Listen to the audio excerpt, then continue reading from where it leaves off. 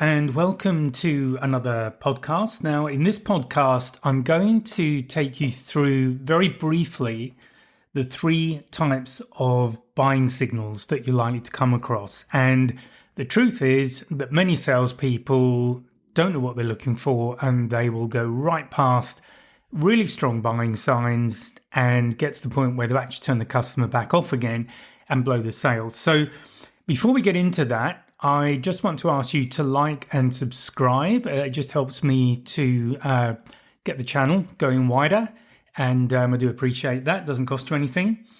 Okay, so what I'm going to cover first of all are verbal buying signs. So I've spoken in other podcasts, and in fact, in the training course, we go into it in a bit of detail about the kind of conversation you need to have with clients. And that is definitely important. And one of the reasons for using the kind of conversation that I talk about, that I've described in other podcasts, and that is to be asking open questions primarily, is that it gives you clues about what's important to the client. But also, if you let them talk, and I know there's a lot of salespeople who seem to have an aversion to letting their client talk, and in fact, I can understand it. There's a fear of loss of control of the meeting. You don't know what the client's going to say. They might ask you something you don't know the answer to, all that kind of stuff. But you really have to get over that and just have a conversation with them. So here are some verbal buying signs. So there's 4 types here that you need to be listening out for, basically. So the first one is asking about specifics. So that would be something like, so how soon could we get this set up? Or what kind of delivery do you offer? Or those kind of questions that are very specific about whatever it is you are trying to sell to them.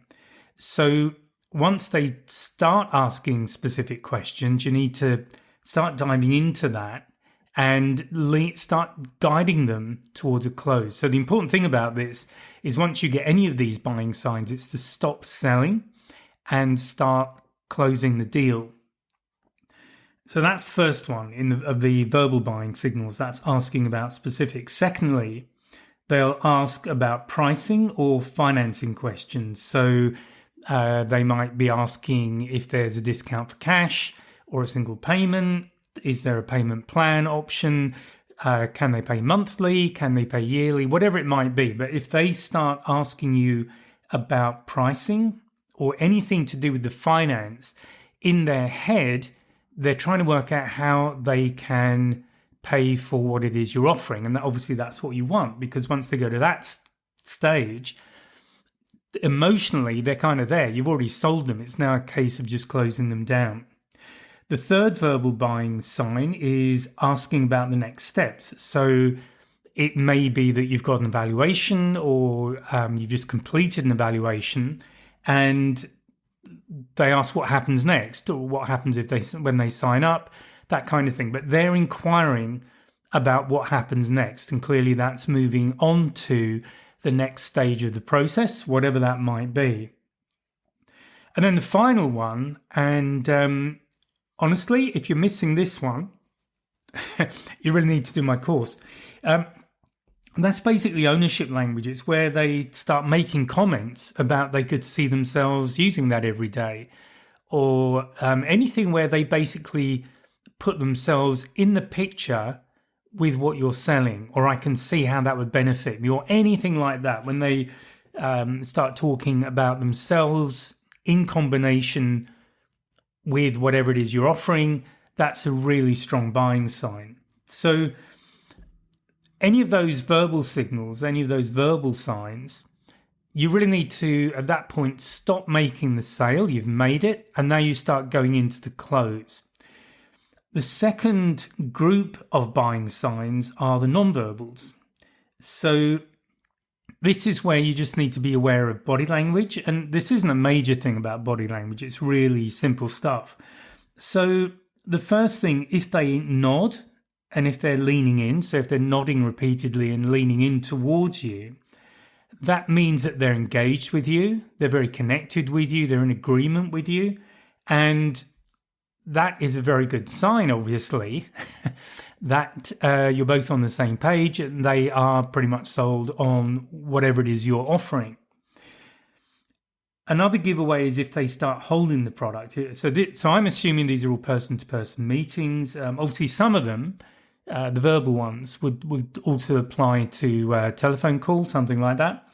But if you're face-to-face, if they're holding the product and they're not putting it down, that is a really good indication that they are imagining what it's like to own that product. So again, if they are engaging with the product, let's say in a positive way, then that's a very good sign. The next thing is just reviewing the paperwork or the details. If they're starting to just start looking through the paperwork, maybe looking through the contract or starting to look at the details of the contract, there again, what they're saying is, okay, I'm very interested in this. I want to go ahead. I'm just really looking to make sure there are no showstoppers for me. And this is where you again pick them up, start guiding them through that process. And then finally, if they are taking notes or if they're asking a lot of questions, then that again is a really good sign that they are visualizing the whole process in their head and they're just trying to work out again if there is anything in there that should stop them going ahead. But if they're asking a lot of questions, that's always a good sign. Equally, if they make an objection, and I've said this before, it doesn't necessarily mean no. It means that it could just be the way they're asking a question. So I've spoken about the DISC type of person and the high D person, the person who just wants to get things done, pretty much the leadership sort of person. They will often act as a devil's advocate. So they'll start asking you questions which can sound like objections, but what they're actually doing is trying to work out the worst case scenario and what the level of risk is to them if they go ahead. And the reason that they do that is quite often they're in a leadership role. So basically, if they screw up, it can have a very negative impact on their business, on their staff, on their company, all that kind of thing. So they'll often play devil's advocate. And the mistake that you don't want to make is to mistake those questions as objections, because generally what people in that situation are doing, if they're spending the time with you to ask questions, then they are very interested, even if those questions might not quite be the questions you were expecting, put it that way. Okay, and then thirdly, we've got psychological buying cues. So this is where it gets a little bit more subtle, and you're just looking for either changes in patterns or certain patterns popping up. So the first one would be shifting from skepticism to curiosity. So initially, they might have appeared very negative and very much doubting what you're telling them or not very interested at all. But if you notice a change, then clearly something has happened. You have said something or they've seen something that is making them reevaluate that approach, if that's really where they were.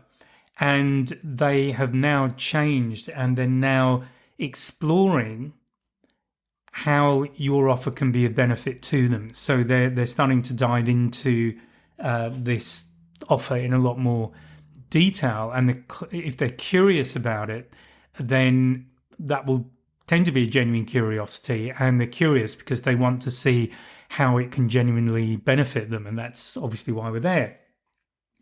So look for a shift in somebody who's been quite skeptical, perhaps initially, and then suddenly they're asking genuinely curious questions about what you're offering. That's a really good sign. Repeating key benefits is another good one, particularly if they keep mentioning something specific. And I would jump on that, to be honest. I would ask questions like, how do you see that benefiting you, that kind of thing. If it's, I don't know, you've got remote access, and if they're repeating that, then, inquire. How do you see that being of use to you? Is that a real benefit for you? Again, open, closed questions. I've spoken about them before. Just practice how you use them. But closed questions definitely have their place, because if you start getting yeses, then that's where you want to go, because that's part of the closing process. Another good psychological change, so the third one I'm going to talk about, the last one in this little part, is asking for reassurance. So it could be, do you think this is the right fit for me? Or do you think this color suits me? You know, this kind of thing. And I'm sure there are other examples in the sort of things that you sell. But if they are asking you questions, basically in their mind, they are definitely leaning towards making the sale, but they just want that little bit of reassurance. So it's just that it's almost an emotional support to go ahead and make the sale, to go ahead, or for them to go ahead and make the purchase. So again, if they're asking for reassurance, that's really good. So just to recap on the psychological buying cues, it's shifting from skepticism to curiosity, repeating key benefits, and asking for reassurance. Okay, so what do you do when you see any of those buying signs? So you've got them. What do you do with them?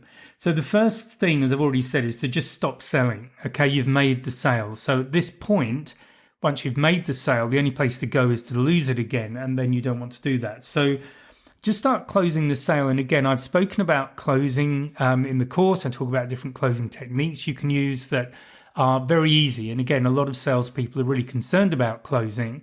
They are afraid of rejection. They're afraid of somebody saying no. And as I've said in other podcasts, unfortunately, a lot of salespeople never even ask for the sale. So they're very reluctant to close. So get over that and start closing. So the kind of thing you can say to just shift from the discussion stroke selling part of the conversation to the closing is something like, this sounds like it could be a great fit for you. Should we get this set up for you today? Should we get the paperwork started? Should we just get this going? That kind of thing. So you've kind of reaffirmed and agreed with them that it's a good fit for them. And now it's a question of moving on to the next step. The other thing is a trial close. So this is where you can give them a choice. So would you prefer that in red or blue? Would you prefer standard packaging or premium? Would you prefer to pay monthly or annually? All of that kind of stuff. These are trial closes. So obviously you want them to give you an answer, one of the options you've given them, and then that's essentially an agreement to go ahead with the sale. But if they don't, then you can still come back from that. And that really brings me on to the next part of it, which is just to how to handle any hesitation. So if there is a reluctance to move ahead, if they maybe have some final concerns, then the simplest thing to do is simply ask them, what is it that's holding them back? Or what's the one thing that's just holding you back from going ahead with it today? That kind of thing. So explore. Don't be afraid of it. Just ask them, what is it what are they concerned about? Is there something that's getting in the way of them going ahead today? Do they have a concern? So all of these things are really important to know. And especially if you may have recognized some of these things have gone on in meetings you've had and you didn't recognize them for what they were at the time, and you just kind of pressed on with your sales presentation or whatever it is, and maybe that sale didn't go so well in the end. So it is really important that you do recognize buying signs, and that when you do see them happening, then you go to the close. Okay, because basically you're there, you're where you want to go. So I'm just going to quickly repeat what the three groups were and what the signs were that I covered in each one. So the first one was verbal buying signs. So the first one was asking about specifics. Second one, asking about pricing or financial questions. Third one was asking about how to move forward, what the next steps were. And the fourth verbal sign was just ownership language, where they talk about seeing themselves with your product, your solution. The next one is non-verbal buying signs. So you probably want to be face-to-face with them to pick up on these, because these can be really difficult if you're not. It might be, if you can see, it might work in video. Not so sure. Definitely better face-to-face. So that's definitely my recommendation to you. So the non-verbal buying signals are, first of all, nodding and leaning in. Secondly, holding the product. Thirdly, starting to look at paperwork and the details, starting to really dive into it. So they're going into the finer details. They're looking at the logistics of perhaps of what you're offering. And then the fourth one was taking notes or asking a lot of questions. So these are really good non-verbal buying signals. Psychological buying cues, those were the last ones that I went through. So that shift from skepticism to curiosity, repeating key benefits, and asking for reassurance. So that is pretty much it for this podcast. Hopefully there are some signs in there that you have seen before. And look, if you miss them, it's something to learn from. And the truth is that we all make mistakes. We all blow sales one way or another from time to time. The important thing is to learn from them and just keep working on ourselves and how we operate so that we lose fewer sales. And that's really the thing to aim for. Okay, so that's it. Thank you for your attention. As I say, I hope you found that useful, and I will speak to you in the next podcast. And please like and subscribe. Bye for now. If you found this podcast useful and hopefully it's got you thinking, please sign up to my mailing list. There's a link in the description where you can just sign up and I'll keep you informed of what's going on. There's also a link to a free 1-hour webinar. It's an on-demand webinar and I'll take you through 3 things you can do right now to improve your sales confidence, and that includes handling objections and closing the sale. So please check out the links and please join the mailing list, and I'll speak to you next time.